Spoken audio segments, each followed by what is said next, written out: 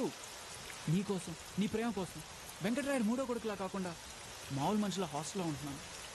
నీకు ఇష్టం లేదని చెప్పే వాళ్ళ కల్చర్ని కూడా వదులుకున్నాను. నీకోసం ఎంతో మారాను. మన మధ్య దూరం దూరం కావాలి కానీ మనం కాదు. చంటి, మా అమ్మ నాన్న వాళ్ళ పరువు ప్రతిష్టలకు గుర్తుగా నన్ను పెంచారు. కానీ నేను నీతో పరిచయం అయ్యాక 1 మెట్టు దిగాను, నీ ప్రేమతో 2 మెట్లు దిగాను, కాలేజీ పేరుతో అబద్ధాలు చెప్పి ఇలా నేను కలిసి 3 మెట్లు దిగాను.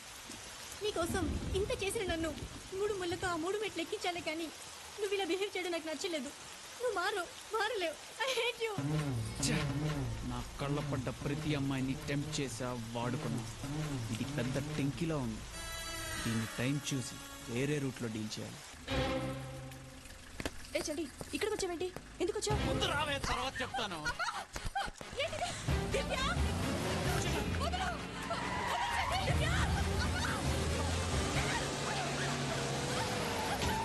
పోలీసు కూతుర్ని ఎత్తుకొచ్చా, బయటికి రామా.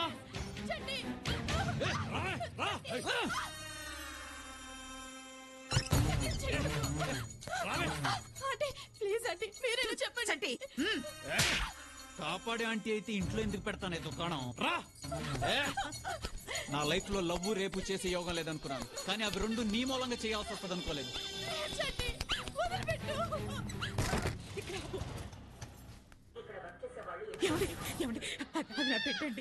అది నా పెట్టండి. కాదని ఎవడన్నాడి? నేను కాదంటే కదా నువ్వు వేడవాలి. మీకు దండం పెడతానండి, నా బిడ్డను కాపాడండి. లేకపోతే వాడిన బిడ్డ జీవితాన్ని నాశనం చేసేస్తాడండి. మా చంటి గురించి నాకు బాగా తెలుసు. వాడు ఎవరి జీవితాన్ని నాశనం చేయడు.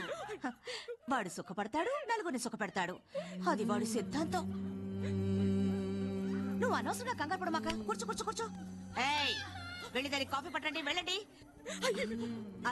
అలా నిలబడిపోయావేంటమ్మారా? కూర్చో. వద్దండి, నాకేమీ వద్దు. మా అమ్మాయిని ఏమీ చేయొద్దని మీ అబ్బాయికి చెప్పండి, అది చాలు. చూడమ్మా, చిన్నప్పటి నుంచి వాడు అడిగింది కాదనుకుంటా పెంచాను. ఇప్పుడు గొడవ చేస్తే బిడ్డ 3 పాడవుద్ది. ఆడదానివి, మగాడి అవసరాన్ని అర్థం చేసుకో. ఆడపుడక పుట్టావు, నువ్వు అనాల్సిన మాటలు కాదమ్మా. నువ్వు బుద్ధిగా ఈ టీవీ ముందు కూర్చో. ఒక సీరియల్ చూసేలోపు నీ బిడ్డ నీ దగ్గర ఉంటుంది. కాదని గొడవ చేసావు, సీరియల్ వచ్చినన్ని రోజులు ఇక్కడే ఉంచు.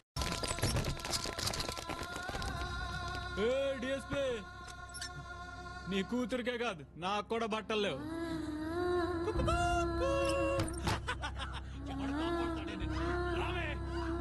ఏ డిఎస్పీ, తీస్తావా తలుపు? తీ. కాలుస్తావా నా బిడ్డని? కాల్చు. ఫస్ట్ టైం పోలీస్ అనేవాడు మా గుమ్మంలోకి అడుగు పెట్టిన పరువు తీశాడు. వదల్లావు. తలుపులు తెరిచే ప్రసక్తే లేదు.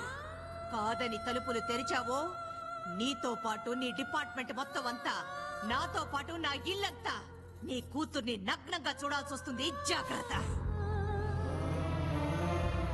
నానా చంటి, ఇక్కడ కంగారే లేదమ్మా. నీ ఇష్టం వచ్చినంతసేపు సంతోషంగా ఉండిరా. దయచేయండి. అరే,